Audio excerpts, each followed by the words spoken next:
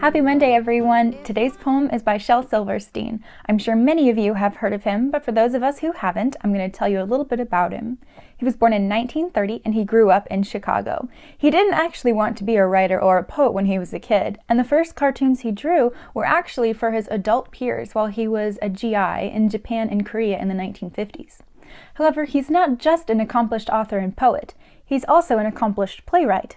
Not only that, but his books and works have been translated into 47 languages, which I think is pretty impressive. The first thing he published was in 1963 called Lafcadio, the Lion Who Shot Back, and if I'm pronouncing that wrong, tell me in the comments.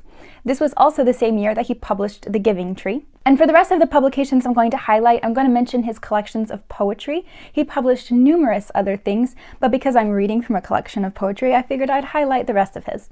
In 1974, he published Where the Sidewalk Ends, which is the book I'm going to be reading from today.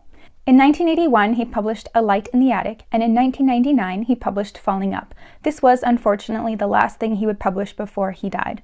Posthumously, in 2005, Runny Babbitt was published, and I did not know this, but in 2011, Everything on It was published, and this included 140 never-before-seen poems and illustrations done by Shel. So I think I'm going to have to get my hands on a copy. Today's poem is Sarah Cynthia Sylvia Stout Would Not Take the Garbage Out, and I'm going to go ahead and read it. Sarah Cynthia Sylvia Stout Would Not Take the Garbage Out by Shel Silverstein. Sarah Cynthia Sylvia Stout would not take the garbage out. She'd scour the pots and scrape the pans, candy the yams and spice the hams, and though her daddy would scream and shout, she simply would not take the garbage out. And so it piled up to the ceilings. Coffee grounds, potato peelings, brown bananas, rotten peas, chunks of sour cottage cheese. It filled the can, it covered the floor, it cracked the window and blocked the door with bacon rinds and chicken bones, drippy ends of ice cream cones, prune pits, peach pits, orange peel, gloppy glumps of cold oatmeal, pizza crusts and withered greens, soggy beans and tangerines. Crusts of black burned buttered toast, gristly bits of beefy roasts. The garbage rolled on down the hall, it raised the roof, it broke the wall.